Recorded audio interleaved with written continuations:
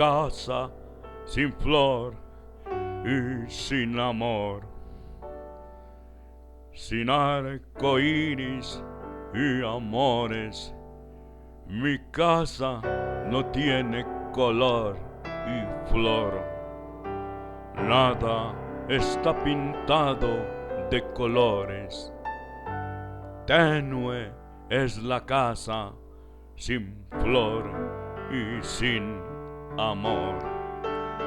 Por desunión y sin sabor, sin poesía y finas palabras, todos hacen la vida sin color, creando misterios sin avatares, juntando la ira y la desilusión.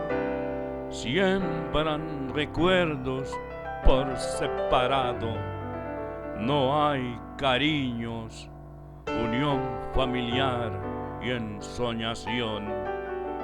Nada es lo mismo, sin amarse se acaba todo, ocasionando desazón y dolor que gravemente lesiona el corazón, mancillando la comunicación y el pundonor.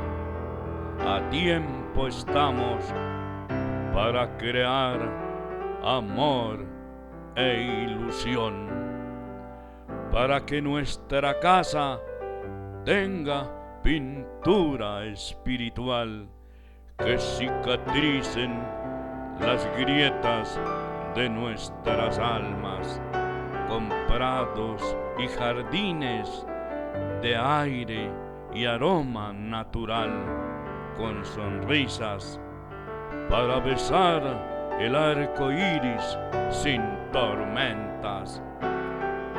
Casa sin flor y sin amor.